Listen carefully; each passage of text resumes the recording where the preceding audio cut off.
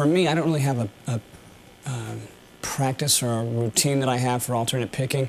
A lot of it is in my hand position. I choke the pick off really, really shallow so there's not a lot of material sticking underneath my hand, and I also keep the pick so that it's almost parallel to the string, but not too much. Some people, when they have the pick parallel, it's harder to pick the string. I have it just a little bit turned so that it almost nudges the string over. The other thing too for me with some of the picking patterns that I have, they would just be totally inaudible if there wasn't the palm muting technique that I use myself. I like to put the bridge of my hand right here, the meat of it, right across the bridge of the pickup, the bridge there, and just kind of roll it forward to dampen the strings. It's different amounts that I roll it forward to deaden the strings. Like the more that I go up there, sometimes I'll just completely choke the string off, like in Train of Consequences.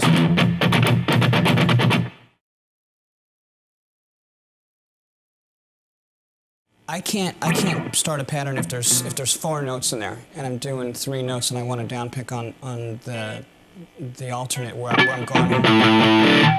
Because of the timing, I'm going to do the 4th note. It's going to be the same thing. It's going to be an up pick on the 4th note. If I want a down pick and I go down, up, down, down, the timing is going to be a little bit suspect when I go from string to string. Sometimes I'll start with an up pick and then go down. So I try and keep it as flowing as possible in between notes. And the other thing too is I cheat a lot when you're asking me how I go back and forth between strings. I'll anchor my finger either on the pickup ring or on the strings. And that's kind of the muscle memory in my hand will tell me how far it is from string to string.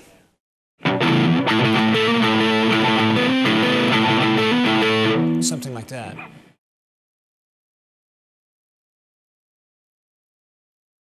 The injury that I had was called Saturday night palsy, and the muscle that comes across the top of your hand here, I had a nerve injury that it was pinched inside my bicep here on the radial ulnar nerve, and this muscle here stopped communicating with the nerve. So when my hand was in this position, so the palm was facing up, I could pull the muscle up this way, I could close my hand and everything like this. If my hand was in this position where the palm was facing down, I couldn't do nothing. It just hung like that. So because the guitar in this position, the palm is facing up, you would think that something could happen, and it was fine going this way, but when I had to pull my hand back down this way, I couldn't get the muscle to pull this way. So some of the things that I did when I was trying to rehabilitate my arm, and this would be, for any guitar player who's injured their arm and they think it's the end of the world, it's not. Sometimes you just have to, learn how to play again. I did a lot of physical therapy, which is a lot of stretching exercises, a lot of gripping exercises, a weird wheel that they had. It was like a mesh thing, and you just do these gripping exercises.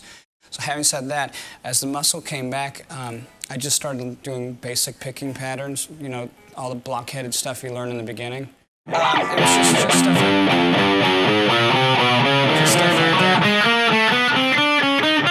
And I couldn't do any of that because, and I would stop as soon as I made a mistake. And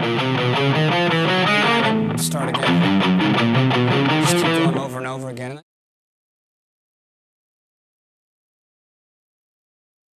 Some of the things that my teacher had showed me, the guy's name is Rick Flouting, and he's done some orchestration work with the London Philharmonic Orchestra. He's a jazz player and a classical player. He may not be, super renowned or anything like that, but for me, he was really good and had the right attitude. If I'm going to go and put myself in the hands of a teacher, I don't want to be with some guy that's going to show me something wrong in the first place. The thing for speeding up for me was pulling my fingers in this way and also not holding on here.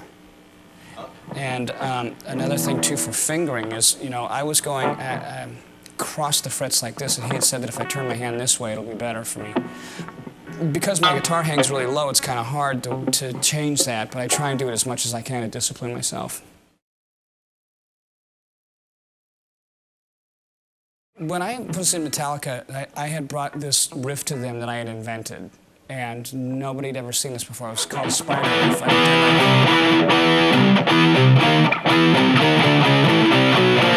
Stuff like that, because it's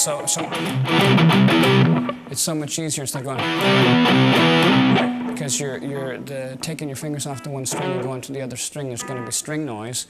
Also the timing. Basically, my style is I play a lot of pentatonic stuff, I guess that's what it's called. Just that old blues style, because that's basically what I learned. I think that's part of a pentatonic scale.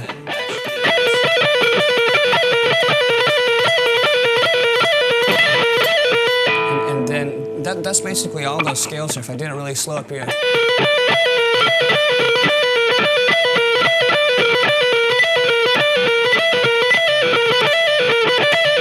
And then I do this weird thing where I kind of bar with my little finger. I go.